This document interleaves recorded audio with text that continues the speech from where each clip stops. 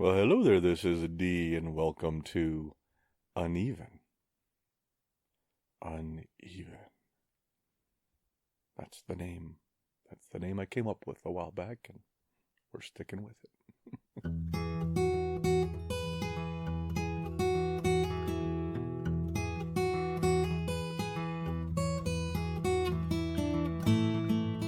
I've been lost the last couple days a bit.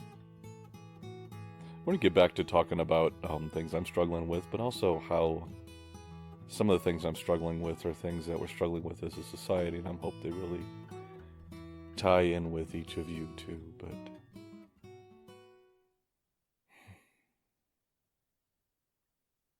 there's so much going on in our world today, it's hard to know what to pay attention to.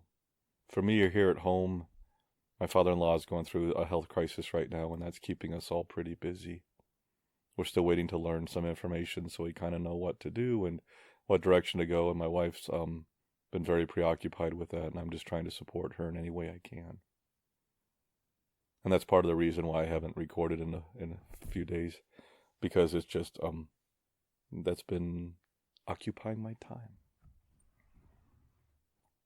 Also, I still, I'm on YouTube still too much, trying to cut back on that. And other media sources here and there, and I still see news and talk with people and things there too that just don't exactly make you want to, jump out of bed in the morning and take on the bright new day, because it doesn't seem to be quite as bright as we had hoped it might be.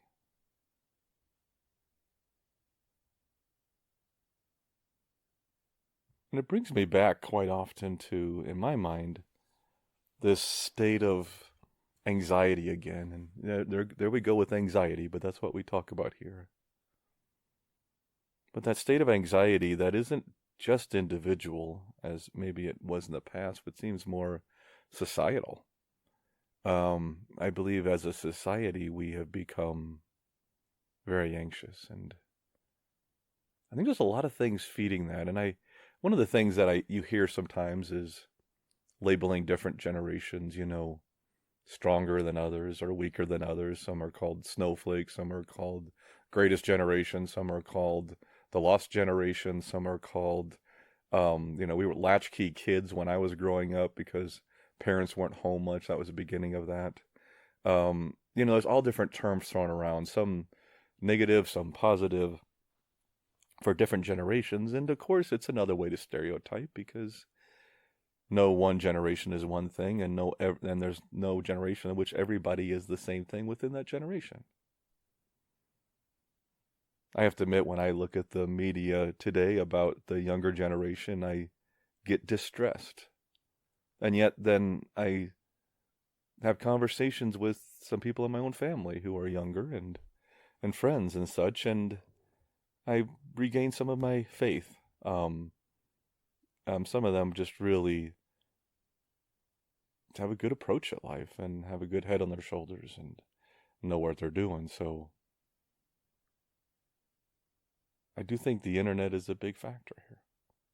That comes back to the internet for me. It comes back, whatever it is, the topic here of anxiety and just the overwhelming state of anxiety and fear that we have currently in society. I'm going to come back to the internet a lot, because the more and more, and I do a lot of thinking, I just think way too much. That's where my anxiety comes from. Many of you can relate. But I just have this overall feeling that our society is struggling in ways it hasn't before. Maybe that's the way to put it. It's different. If you compare the difficulties, the immediate difficulties, is that right? The immediate difficulties? Yeah, I think it's okay. The immediate difficulties that some of us go through versus what they've gone through at different times, especially in this country's history, is Civil War, Vietnam, World Wars, Depression, when people times when people were just dying, and that, almost half of the children born didn't make it to 18. Um, where people were dying because they didn't have enough food. I mean, we've gone through some very difficult things, but I do think sometimes as we get more advanced in society, and as society becomes safer, we find new things to worry about. And boy, do we have plenty to worry about today. And some of that we've created ourselves. Some of them are cultural. We've lost, I think, to some degree, some of our language. Some of our language is changing. Our freedoms are changing in this country. I see that, and it scares me. I'm afraid the freedom of speech is no longer what it used to be. It appears that individuals and governments are trying to curtail that in every way they can. And that surprises me when that was always a foundation that I grew up on. That seemed to be something we could rely on and count on, at least in the United States, where it's written right there in our government documents. But we find reasons. We label something hate speech, or we label something inciting violence, or something like that, and we skirt around our freedoms. And we find ways to slowly erode them and to slowly lose our rights. And that bothers me. That scares me. And there are people out there who are trying to incite violence and do, propagate hate speech. And we have laws for that too. And I'm not saying there shouldn't be things for that, because violence, I don't think, is okay for the most part. But I do believe freedom of speech is a core freedom, and it's one that needs to be protected. And that bothers me, and that scares me, and that causes anxiety, and that causes fear.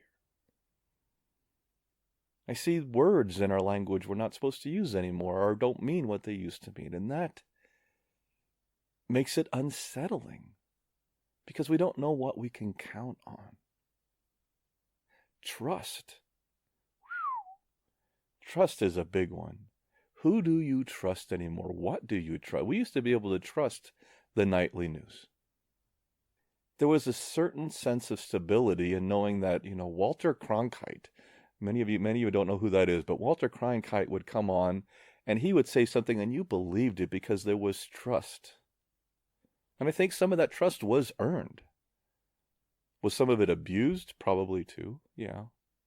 And some of it may not have been true, but I think a lot of it was. And I think there was some more integrity at the time in journalism, in reporting the news, in trying to be unbiased. Today, our media doesn't even pretend to be unbiased from either side. It's like, pick a side, and that's the side you're going to go to. You graduate with a journalism degree, okay, which side do you want to fight for? It's like, journalism's built into activism. And again, we don't know who to trust. I don't know who to trust when I go get medical information. Is eating meat a good thing, or is it not? You're going to find sites that tell you it is the worst thing ever, and you're going to find other sites that saying only meat is the best thing to do, that your diet is wrong. You're going to find information on the internet and media that says fasting is the best thing you can do for yourself, and other sites that say fasting is going to kill you. When it comes to pharmaceuticals, oh my God, I don't even know where to start. Because that's a personal one for me, since I've been severely affected by pharmaceuticals. But now they come out with new drugs like Ozempic, and these other drugs that are coming out that are just becoming hugely popular because they seem to be almost that miracle pill. I maybe have a little more skepticism than the average person on this, because I don't believe there is a miracle pill, and I don't believe necessarily there's going to be one. And it really bothers me when a pharmaceutical ad says that this drug is safe. There are no drugs out there without side effects. None. Even placebos have side effects. They're sugar pills. That's a side effect. But there's no drugs without side effects. Eventually it becomes a pro-con analysis of does the benefits of taking a medication outweigh the possible risks? And that's a decision for you and your doctor to make. I believe in being a partner with my doctor.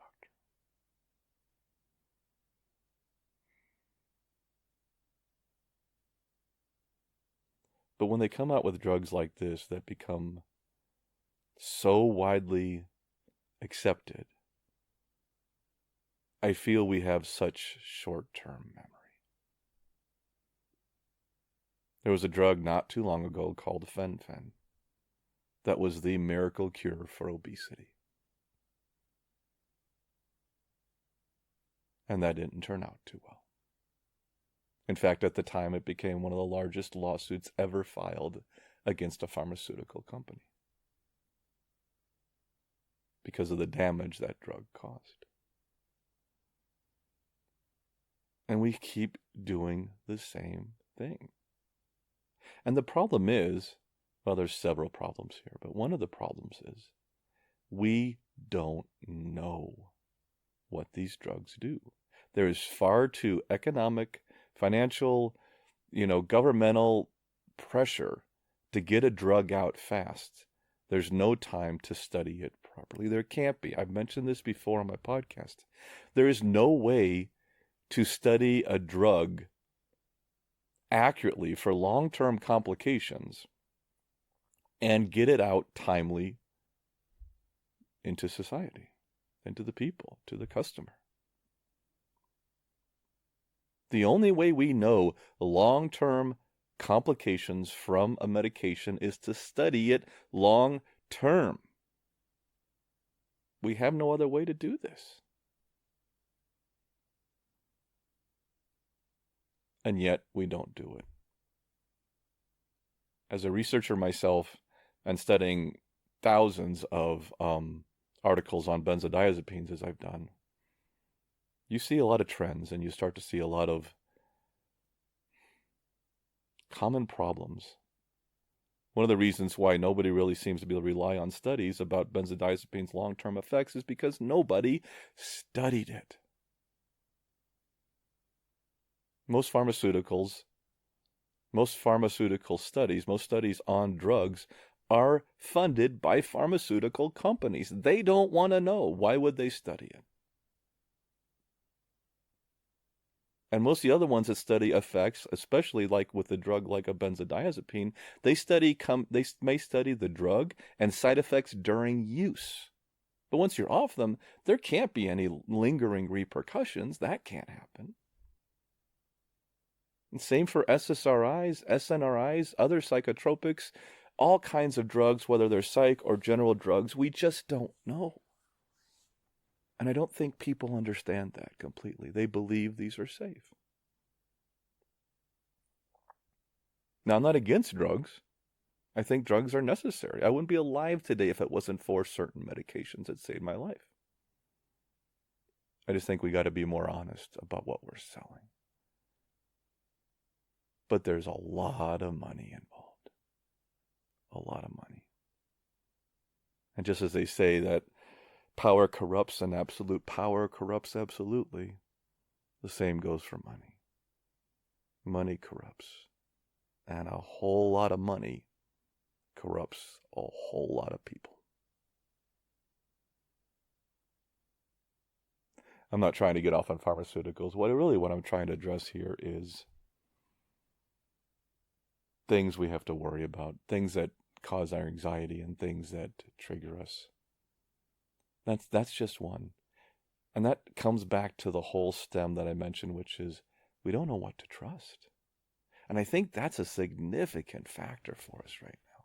Whether what we trusted in or whether who we trusted in before was lying to us or not, there was some peace in knowing that if a Walter Cronkite or a Dan Rather or some news person got on there and said, this is what happened, we were okay with that.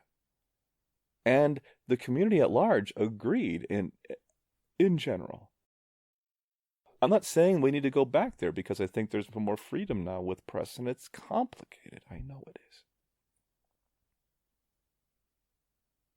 But there's so many ifs, what ifs now. And I know this just because I look for solid information on things. Should I take this supplement for health? This medication that somebody I know is on, is this safe for them? Used to be you trusted scientific studies, but even that is in question now. When you see what happened to the head of Harvard, and the plagiarism that happened there, and that some of the data was falsified, and this has happened repeatedly. There's so much pressure to succeed, to do this. And we wind up in a bad situation. We wind up where we can't trust the information provided. So where do you turn? And I think that's a big factor. And this is just the beginning. Because when AI really gets going, we won't know where to turn. If you think that AI is only going to create truth, I think you're pretty naive. AI is going to create whatever it sees us doing. We're using these large language models, and these are studying human behavior. Humans lie. And computers are being taught to lie right now, too. And some of them are lying just out of omission. They don't know better. ChatGPT and some other sources for AI information is coming back with mistakes constantly.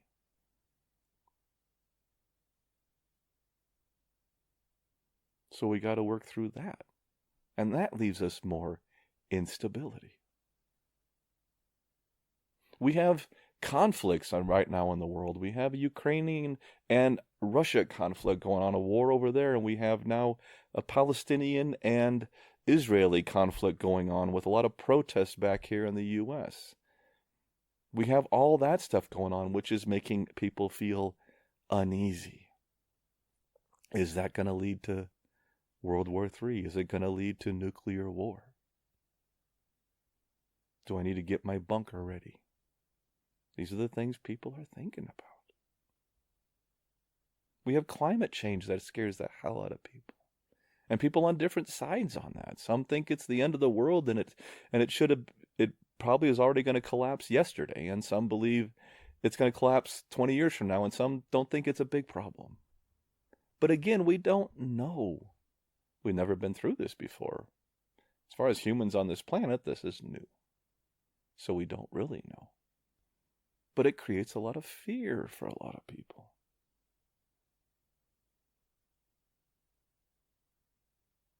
In the past, we had a lot of fear about the wars that were going on, and we had fear about longevity or a disease, smallpox and all these different diseases that would wipe out whole areas. The Black Death in Europe, my God, it wiped out almost half the population. These things are very scary too. And yet we seem to be more afraid than ever before. Because we're seeing it all the time. And that comes back to the internet.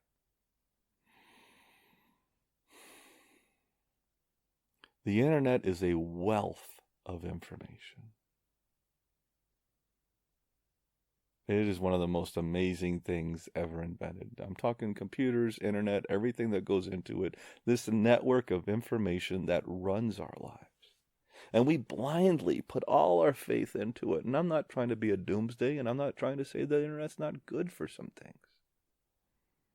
But we gotta be honest about the downsides too. And we're raising entire generations now, pardon my expression, addicted to the internet, to their phones, to social media, to online games, to porn, to whatever it is that attracts somebody's eyeballs to that little screen. And we've lost a lot of value that comes from just being human, interacting with people face to face, playing outdoors, working outdoors, going to events, going out on dates. All these things that our youth used to do that were just normal activities are now often done online. We don't go play in that game. We don't go learn how to, skip the rock across the water. Instead, we go into a video game and learn how to destroy a whole village with, 14 separate armaments.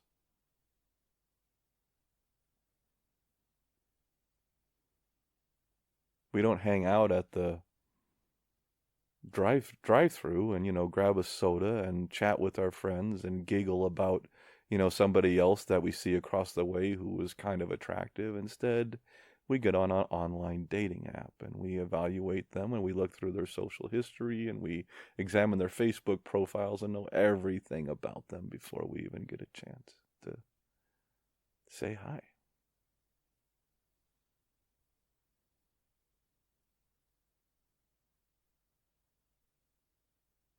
Our world has changed faster than it's ever changed in human history. We've been around a long, long time, human beings have. And in the last 50 years, our world has changed faster than it's ever changed before, and that pace is not slowing down. But we don't change that fast.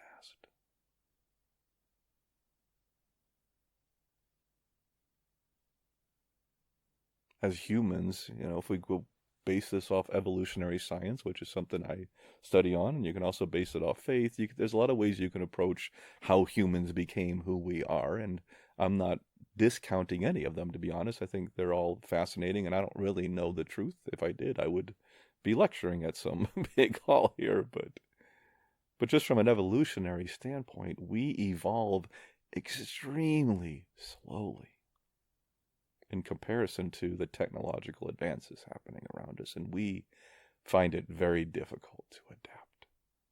Our brains are still trapped in this primitive fight or flight response, and it's being triggered by a million different gigabytes of bad news bombarding us every single minute of every day.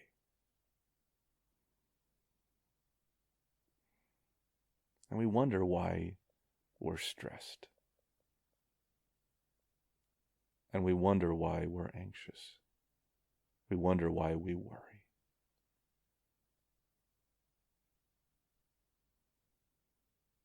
We wonder why we can't find solid information on something. We wonder why we can't find that one objective news source. Oh, I've been looking for that for a while. Where's that objective news source? thought I found one on the web. I was watching for a while. And I really enjoyed it. I thought, hey, here's, it was two individuals. One was more conservative. One was more liberal. They started their own channel, and I liked it. And I felt like I was getting somewhat, never fully, but somewhat unbiased information.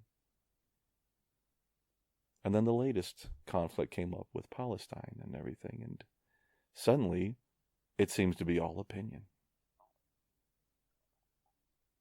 And I'm not picking sides on that. I really am not. I'm middle ground as I am on most things. I'm not picking sides on the Israeli-Palestinian conflict. I'm not. I don't know enough to pick sides, to be honest.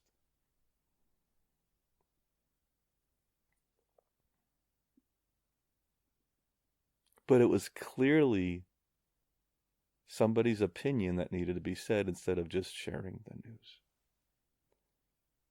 And I find it very hard, maybe you do too, to find a truly objective news source that doesn't get too caught up in scandal, it doesn't get too much caught up in sensationalism, but instead is providing the news as objectively as they can, with maybe input from both camps or a third camp or a fourth camp or whatever input you need, and is evaluated and provided for us. But then again, with today's algorithms, that wouldn't get anybody's attention. Because it is those sensationalistic headlines that grab us, that pull us in. and make us scared. Because this world is falling apart right now. That's what they tell us. That's what we hear over and over again. If you're on the left, it's because Trump's about to win the election, and that is the end of the earth. Well, at least of this country. That's the message. That's basically the message you're getting. And if you're on the right, oh, Biden's going to win this, and the woke mob is going to take over, and we're going to lose all our freedoms. And that's the message they're getting.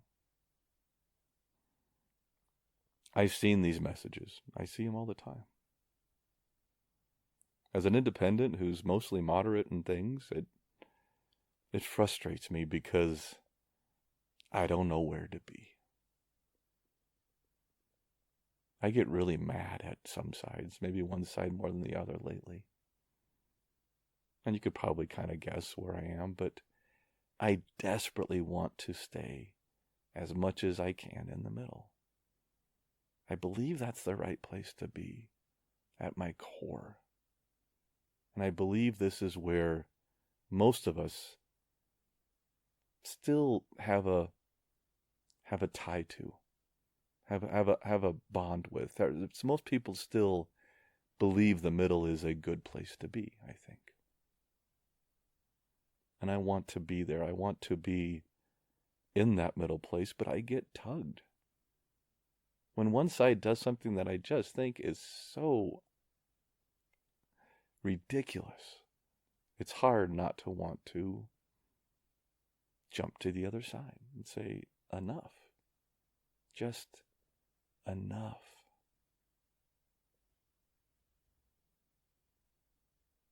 Life was simpler when I was a child. And, dare I say it, life was better. For me. Maybe it wasn't better for some other people. I'm not saying that. Maybe it was that I was isolated and I didn't see it. But 70s, 80s, when I was growing up, we could count on things. Life felt good. I was happy. Most people I know were happier. We struggled with the usual things. Dating, finding a job, doing whatever it is that young people, young adults do. I did those things.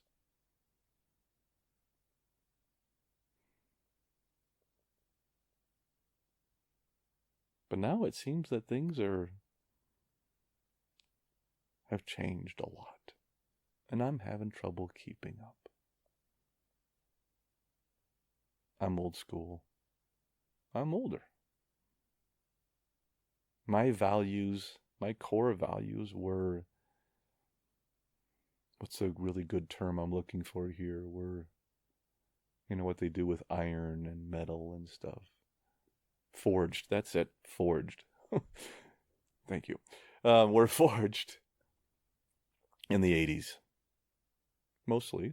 That was my high school and college years, so that's when I think most of my values were forged.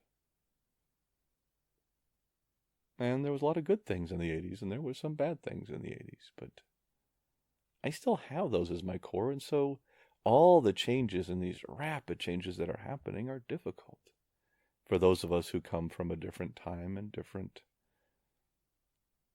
mindset.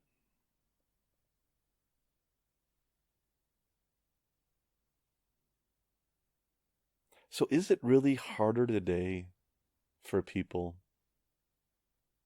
Or was it really harder in the past? I think it's a question you can't answer simply. I believe, as far as imminent threats to life, it was definitely harder in the past.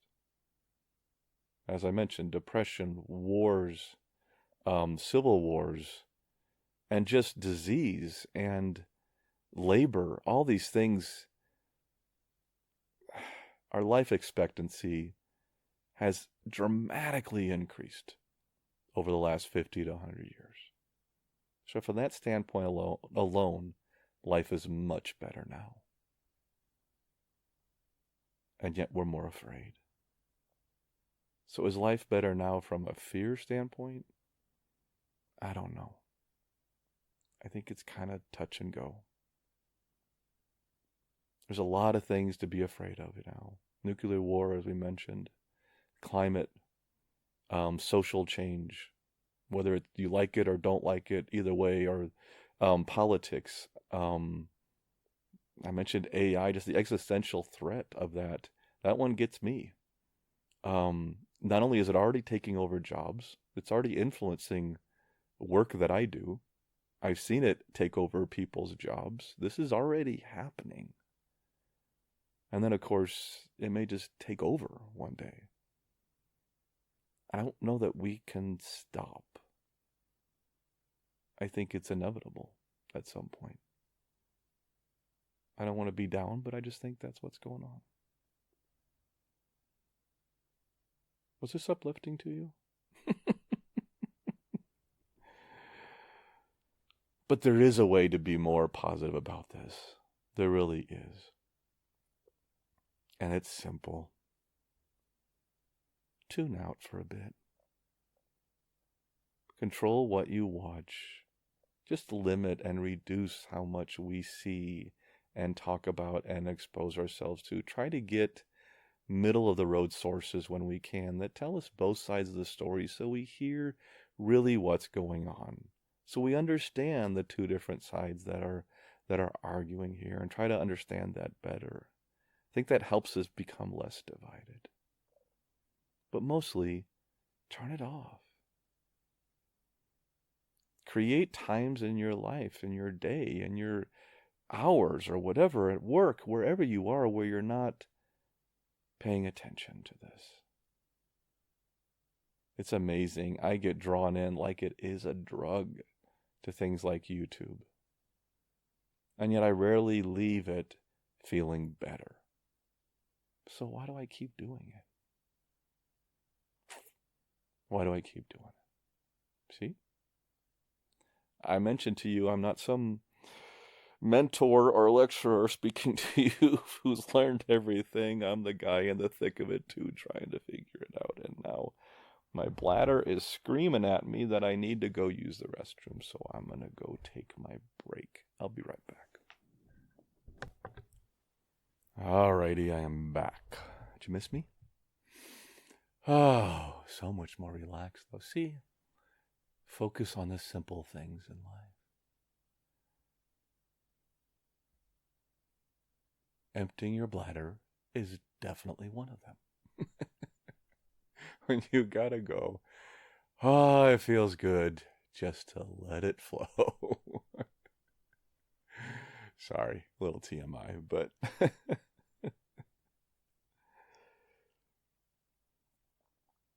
focus on what's around you and your loved ones, your family, your friends. Spend time with people one-on-one. It's an amazing gift. Reach out and touch somebody. I mean, there's rules, but in general, touch is one of those things that we've abandoned in our life, and yet it's essential to the human experience. Ask somebody how they are. Check in on somebody you haven't talked to in a while. Even if you have to text to do it, go do that, but maybe set up a time where you can get together for lunch or coffee or something. Go take a walk in nature where there's no electronics and turn your phone off at least, if not leave it behind. Take a stroll along a path following a creek. Enjoy the sound of the water flowing through the rocks and the fish and the birds and the squirrels. Watch the deer hop on away over the fence line.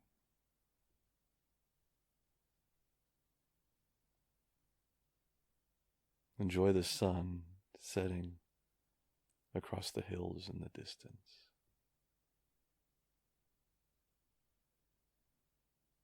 Find a good boulder just to take a seat. take a few deep breaths and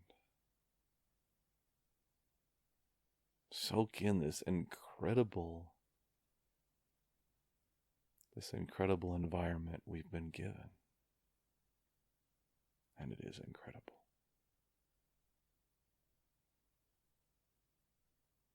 Maybe even recite some gratitudes. Being thankful for that mountain stream, being thankful for this trail, being thankful for the animals, being thankful for your legs and being able to walk, being thankful for the time to spend in nature, being thankful to not be online for a few minutes. And the feeling that you get by being in reality.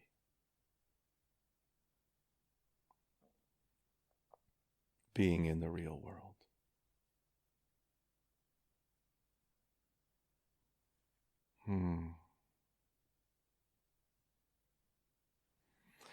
This is one of those episodes which I rambled a bit. I had a focus going in, and it was just, is life, I think, more dangerous or less dangerous today than it is in the past? And I was going to just kind of touch on, I think it's a little more dangerous by life expectancy, but it might be more fearful for some other factors. Maybe I got those covered, maybe I didn't.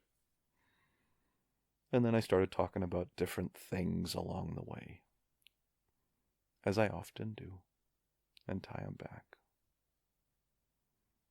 But as I said in the first episodes of this podcast, this is going to be me, real raw. And last couple episodes were like a structured meditation and about meditating. And I want to make sure I stay true to the core of this podcast, which is thoughts. Living with anxiety, living with mental health complications, living with difficulties. What that life's like, what my life's like doing that, what your life is like doing that. How we are as a world and a country and a society, and how we're managing this. How we deal with this life and how we find a way to be. Because I've been lost. You're not the only one. I've been lost a lot lately. One of the few things I find solace in is this podcast. But I've been lost lately. Maybe I'll talk about that on another session. This one's gone on long enough. I appreciate you listening. And I do welcome comments. I'd love to hear from them. Also, subscribe to this channel helps a lot. So you can get notices when new content comes out. If you're on YouTube, subscribe. If you're on one of the podcast carriers, please follow this podcast. I welcome that. And I think that's it. I wish you well. I wish you peace. I wish you a lot of things to be grateful for.